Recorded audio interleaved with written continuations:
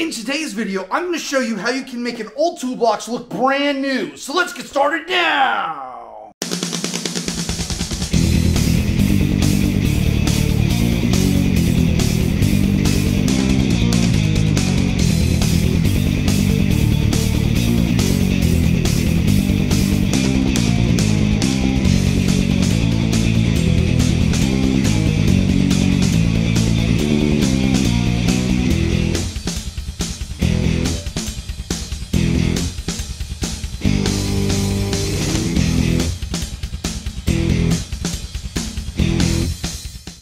Hey, welcome back to the channel. Today I am going to show you how I made this. I don't even know how old it is. I'm going to guess around 20-year-old toolbox look brand new. Now before we get started, let's show you the old toolbox, what it looked like when I acquired it. This was out on my route, and my first week, first time I went to a shop, one of the techs was telling me, it was a body shop, that he wanted to get rid of the toolbox, that he wasn't a mechanic, he was a body guy, and he just didn't need something this big. He bought it from a guy who was retiring. So I was able to actually pick it up for a really, really good price, and I couldn't sell it. Make a long story short, couldn't sell it. People want a hutch, they didn't want the top box, it didn't sell. And there's a whole bunch of other things on there and stuff. But I have a daughter who was going through tech school at the time, and even, the only people that wanted it were kids, and I will not sell a kid a toolbox and put them in debt. Buy the tools first. My daughter is going to the local community college through the GM ASEP program, working for a Chevy dealership. When she got a full scholarship, I told her she could have the box. Basically, she was approved for about $11,000 from the U.S. government from direct loans, and I went and asked, well, how much of that money could she take out? When I went to college, I took some money out to get a computer, and they said, well, all of it. So I told her, I said, all right, you can have the box, but we're taking that $11,000. We're going through the student tech program with Mac Tools, and you can get tools at 50% off. You'll have a full set of tools by the time you're done with your career, with your education. So we take it up to the dealership. I was tired of storing it. I wasn't going to take it that early, but I was tired of storing it. So we took it up in her first semester, and one of the older techs, oh, what does she need a box that big for? He's talking to the body guy, and what does she need that for? Blah, blah, blah. All that typical stuff you hear. Now, mind you, she paid me for this in cash. This was paid for. It was a very good price. So the body guy wants to start something, so, stir the pot. So he goes up to my daughter and says, hey, would you like to paint your box? So they did. So I'm going to take you on a tour of how this box got to look like this and what we did and how we made it look practically brand new. At the end, I'm going to come back and I'm going to tell you a couple things, my thoughts on it, because, this is not the same as a brand new one, but it is. But I want to tell you some of my thoughts and what we need to talk about value and things of that and when you're looking at an old toolbox or a toolbox. Just when you're ready to do it, we're going to talk about that. So sit back, enjoy the show, and listen. Stay tuned to the end and try and figure out what the theme is for the toolbox. I'll reveal it at the end. All right, so we got the box to the body shop, and they sanded it down, they resprayed it, and you're not going to see it in here, but basically, try and see if it'll pick it up. But basically, it's black with a red metallic flake. I think I see it in there. Like, it's got a red metallic flake in there. So this thing's going to pop. That's the color that she chose for it. And partially because the inside of this is still red. When they agreed to do this, I told her, I said, you don't want them taking this box all the way apart. They're only going to paint the outside. They're not going to paint the inside. So, she wanted green. And, one of the things you want to think about when you're picking out a color of a box is it's like a car. It will date it based on color. So, You want to pick something that's going to be a timeless color if that's what you're, if you're looking to do something like that. If you don't want your box to be dated pick a timeless color. Don't pick the fad colors. Nothing will date something faster than a color that's specific to a time period. So some of you older guys out there, if you remember the teal from the 90s, the late 80s and 90s on cars, I mean, just like that, you'd know where when that car was out. But getting back to the box, we decided on black with a red flake in it, and the inside of it is still that red, and I'm going to show it to you and what this looks like.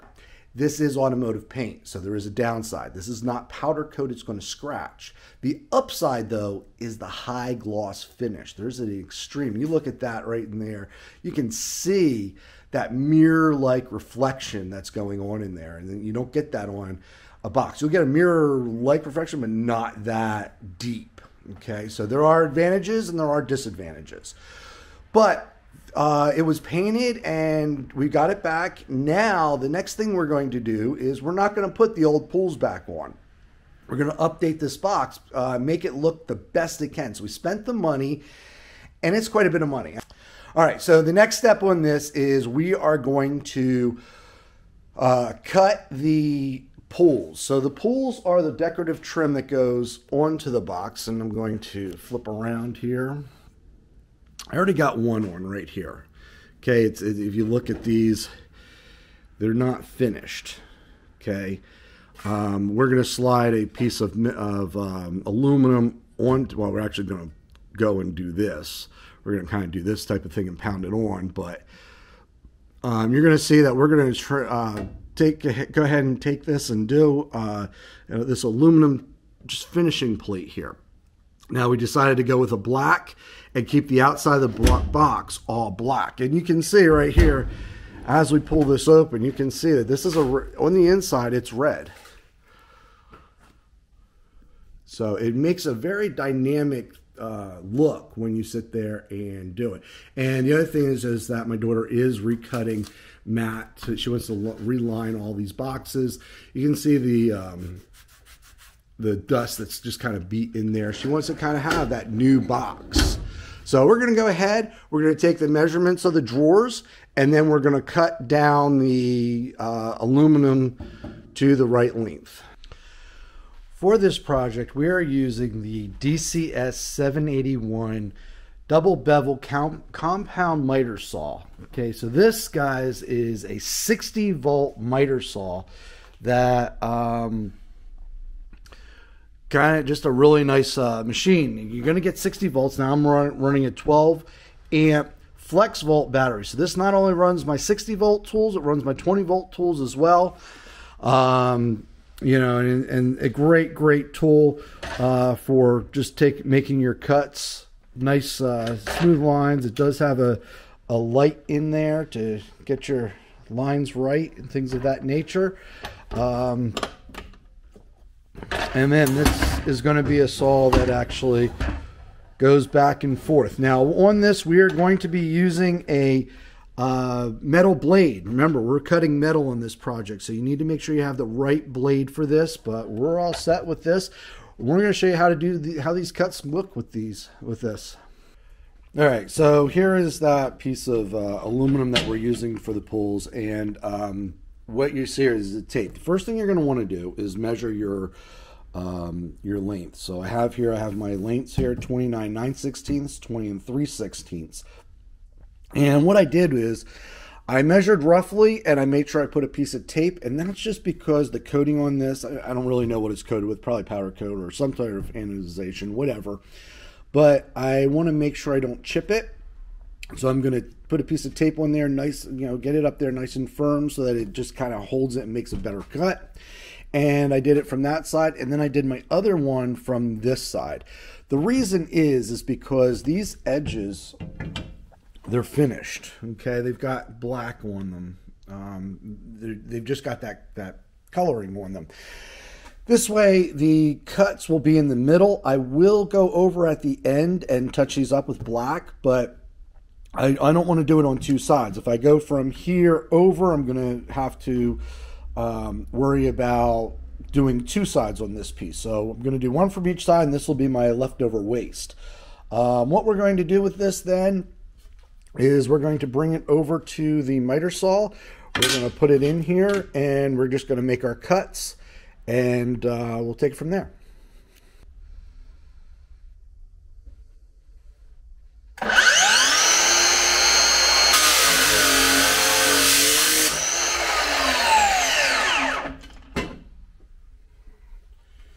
So there you can see we made a nice cut there.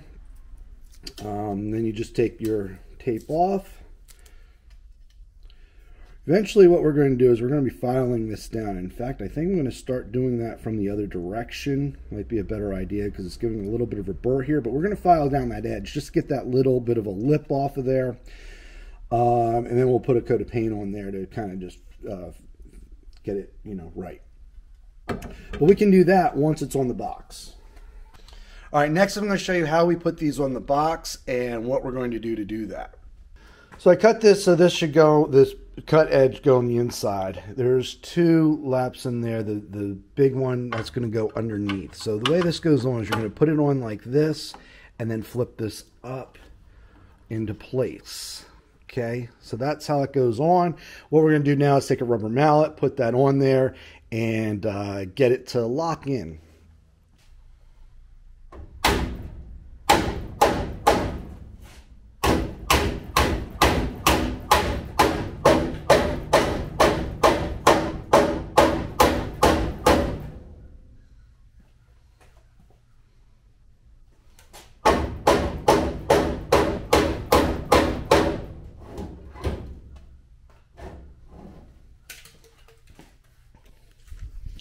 All right, so if you look at the side of this, you're going to see that that actually is right on the money, exactly what it's supposed to do there. The top's not that good. Put it from that side, you see the thing.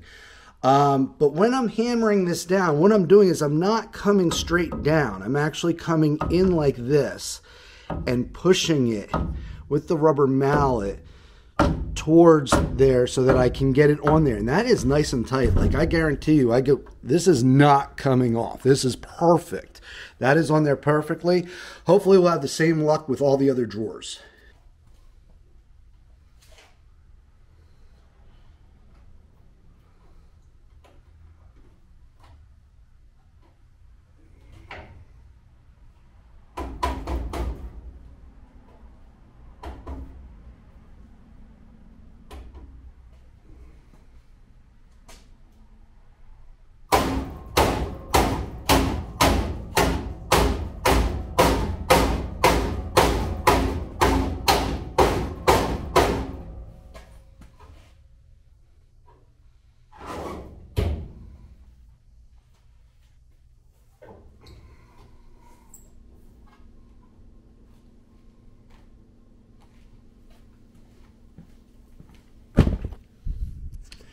So another thing I should tell you is to make sure that you line these edges up. Make sure you're centered before you start pounding these on, because honestly, taking these back off, I don't know if I could take them off without bending. So you want to make sure you're all set up and lined up. But again, this is going in there really, really nice. This paint is pretty thick. They were kind of telling me some different things, and you can see right here, we're going to clean up those edges. That'll be the last step. I want to get them on. I think I want to get them on, but we're going to get them cut today. Make sure you're measuring. Don't use this as a template. A lot of people will use this as a template now. Cut one and then just keep everything else will be the same size. Make your measurements individually. Make sure they're right and get them exact. But you can see why I put it in the center here is as you open it. Yeah, we'll fix that up and everything, but I wanted to test it out. I wanted to see how hard these were to get on and things like that. Filing these down on here is not going to be that big of a deal, really. Although I don't want to do them all. I'm going to, from this point forward, I'm going to get them cut and finished so that we have it correctly. The other thing I'm not going to assume is that this drawer is the same as this drawer. We're going to remeasure them when we come down to the bottom here. And of course, this big drawer is going to just need one cut. All right, so I'm going to go ahead. I'm going to get all these other drawers cut. We'll get them cut. I'll get the file. I'll file them down. Now that I know how easy it is to go on, it's going to be much easier moving forward, and I can get them all done. This isn't going to take me as long as I thought it was, which is a great thing. I love that. Got all the pulls on now. Now, what I did find is that when you're putting these pulls on, you're going to start from the edge that is not where you cut. You want to start from, by doing it that way, this, you know, by cutting there, it had some rough edges and things like that. And just having that in there so that you could pound it down on this side and then just keep going in and it will just lock in. Really went really well. It went through very easily. So just kind of keep that in mind when you're doing this. You make sure you're trying to cut from the edge. You're cutting to, you know, take the middle out like I did, I did on mine. Take out the middle so that you have one manufactured edge. Start on that edge, pound it down and go in. Everything went really smooth. Every piece went on very well. The only one I'm not sure is tight is up top here. The only one that's not really tight is the top one. It's on there. It's not coming off, but it's not on well. And I think it has to do with, you know, I'm trying not to pound on it too hard. It's not stable. It's opening more. It's not real solid. Like these drawers, don't pull them out all the way. Just pull them out a little bit. Pull them out like this. And then you have this weight. You don't want to have it all the way out here and have all that, you know, that's where you're going to do damage. Keep it all nice and tight and just kind of pound it on. All right, so we're almost done with this. The next few things we have to do is the logos have to go on, and we're doing something special. So just little details. That's what we're going to be doing next. All right, next we want to make sure that it's nice and straight, the logo. We're going to do the logo on the door next. The logos do come on with a transfer sheet. They are individuals. Now, on the boxes, typically they're a little higher, I believe, but we're going to lower it down because we have something special planned for this. So what I did is I actually measured 21 inches down from the top, exactly 21 inches, and made sure I had a straight line. That's going to help me line this up perfectly so I can kind of place the bottom edge on and roll it up. That's kind of the plan. So we'll set you down over here so you can see how I go about doing that. Center of the box. I kind of noticed that as I was doing this. You know what? I think we're going to center on the door. So it's 19.5 inches. So 8 3/4 will be. No, that's not right. No, 9 3/4.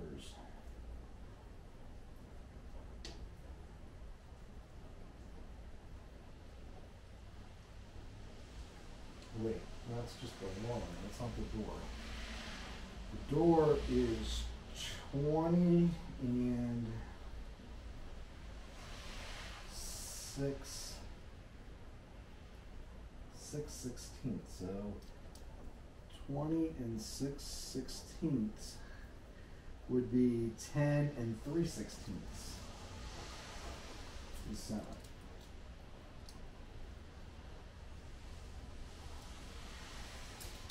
All right, measure twice, cut once. Measure twice. All right, so we got the center. That's going to help me keep a nice lineup of where this needs to go.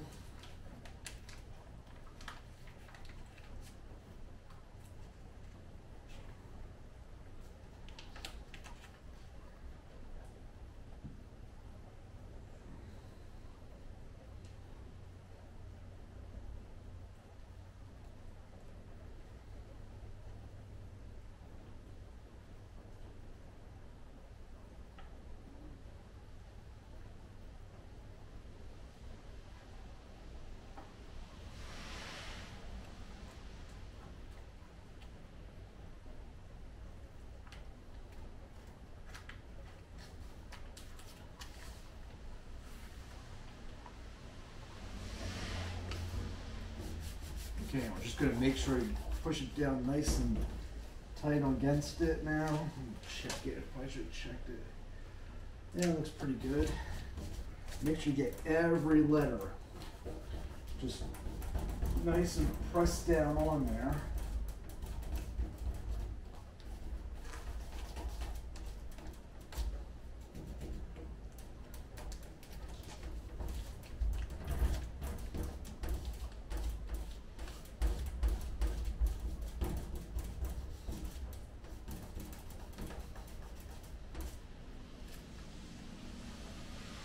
So I'll take the tape off, come back and make sure you peel this straight off like this so that it doesn't pull anything right off. And there we go.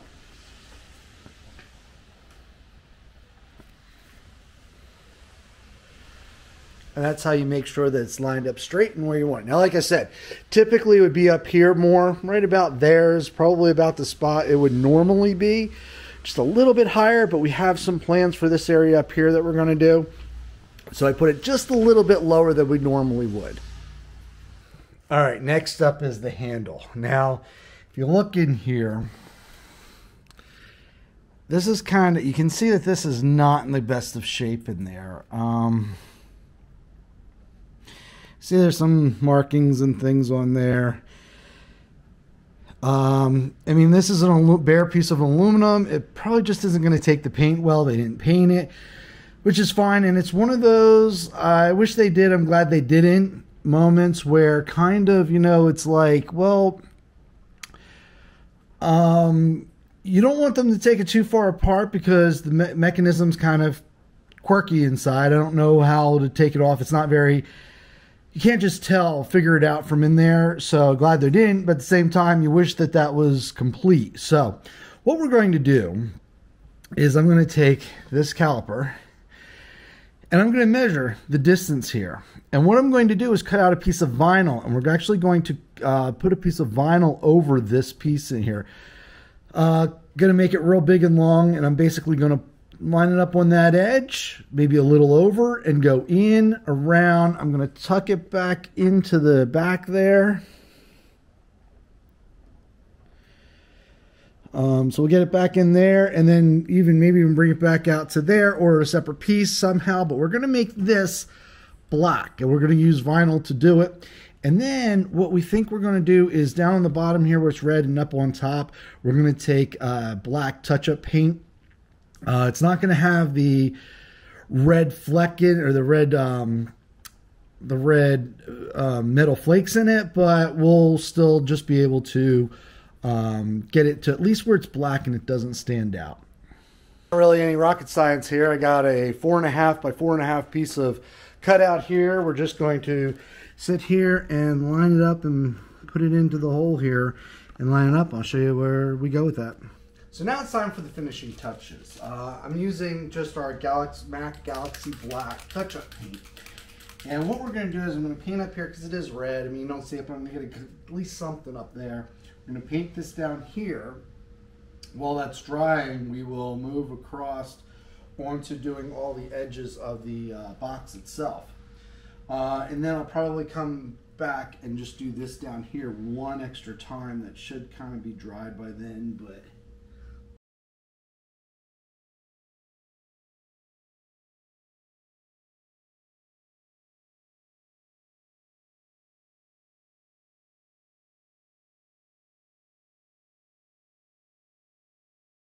This is now refurbished, okay? We got everything done the way we needed to get it to a refurbished state. Put those little details on so that we could do the edge. I did end up putting a second coat on all of the ends of the pulls just because it started coming through. The aluminum started shining through, or that shiny. So I gave it another quick coat. We did make it so that that's black. So the outside of this box is completely black. The inside is completely red. Now, I'm going to show you a couple more things that we're going to do, and then we're going to explain the actual theme of the box. So stay tuned for that. All right, we did do one more thing, and it's kind of hard to see in the daylight here, but you can see underneath there's red LEDs underneath, and actually they're RGB LEDs. And then we also have them up top here. To light up the top of the box. So that's just a little added thing that we did to it. Can be actually done to any box. Pretty easy to customize your own box. All right, so let's talk about the cost, okay? The cost of your box is going to vary based on what you can find, what you're going to do, things like that. Facebook Marketplace, maybe you have your own. Maybe you already paid for it. Maybe it's 20 years old, and you know what? you're coming to the end of your retirement and you're going to think about taking it home. Maybe, you know, you're 50 years old and you don't want to wrench anymore. Maybe you're ready to start your own garage. Maybe you're looking to do something different and you have this beat up box and you're thinking, you know what, I want something new, but I don't want to spend it. I got to buy a lift, I got to buy a compressor, I got to buy. But I'd really like to do something here. And maybe you're at a dealership that has an auto body shop and you sit there and go, hey, you guys paint this for me? Maybe when somebody buy a case of beer on the weekend, I don't know, whatever. So, but the cost of it, all right? The paint, I've talked to a few people. I didn't ask the place that did it because I didn't want to seem ungrateful. Basically, I could care less what it cost, for the most part. I could care less, except for I wanted to do this video. I've talked to a number of people. We're probably looking at a budget of about $2,000. I've gotten anywhere from $1,000 to $3,000, and everybody I talked to, the median really is about $2,000, so we'll go with the $2,000 budget on that. All the pulls and the logos are another $830. So the other expenses, vinyl for the door handle, the LEDs were things I had. Everything else I had. The only thing I wish I had done were the wheels. The wheels are, they're still an aluminum. They've got some marks on them. They're chrome. They don't look new. I wish I would have bought new wheels, but I'm not going to worry about it after the fact. So the LEDs I had left over from Christmas, really didn't have any extra things, but we took the time to do the logos and that $830 because that's, if we put the old pools on, they would have looked just as bad. They looked as bad as the old box. So we really needed to do that. The logos, we wanted to go with new logos. We definitely wanted to update it. We didn't buy the logos that came with this box at the time. We bought the logos that go on the boxes today to give it that updated look. And one of the things that we did was just to fine attention to details. We put a Made in USA down on the bottom. It's a silver, red, silver, and blue logo, with a little bit of black in it.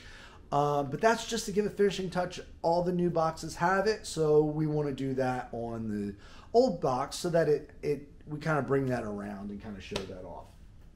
So, you know, $2,800, $2,900, under $3,000, you can do this whole box. That's about the cost that's going to do, plus the cost of your box. Now, I've priced this box out on all the major tool trucks, and the price new at full list is between $23,000 and $30,000. Okay, and you can guess which ones are which, but all four I checked, and between $23,000 and $40,000 to have a comparable box like this, top of the line, 50 plus inches wide on the main box, the whole bit, top of, you know, that's the retail price. Yes, you might be able to get it as low as $15,000 maybe, depending on the brand and stuff like that. You might be able to get it $15,000 to $20,000. It's still the price of a car, but on Marketplace, they sell cheap. And the reason they sell cheap on Marketplace is because people don't have the money to put out $15,000 to $20,000. Or if you bought it for $15,000, you're going to want, and it's a good shape, you're going to want 10, but nobody has 10 grand to spend on a box. You're better off trading it in on a tool truck because we can finance it for somebody. Things of that nature. But you really shouldn't be trading these boxes in. You're losing money. I don't care what the program says. I don't care what they do. When they sit there and say, I'll give you what you paid for it, they're discounting. I don't do that because I don't sell used cars. If I wanted to sell used cars, I would have bought a used car lot. I bought a tool truck. I'm not looking to sell cars. So I have a different take on these and how I do these, but I'm telling you this, if you trade in a box, you're losing money. All right, so there you have it, our Christian Louboutin-inspired toolbox. Now, I know it's mostly guys that watch this channel, so Louboutin is the shoes that have the red sole. So typically it's a black high heel, that's the most popular, and then it has a red sole. So black with the hidden red, that's where the inspiration came from. Now, I've been talking about a surprise, but it's not dry yet. What I did is I 3D printed a high heel, crosscut, and what we do is we put magnets on the back. and it's going to sit right here. So it's a high heel, it's painted black with a red sole, and then there's a trident on the bottom of the heel, like from Devilware's product. So this is a fashion-inspired toolbox, probably the only one around. If you like this video, give it a big thumbs up, hit that like and subscribe button. We'll see you next time.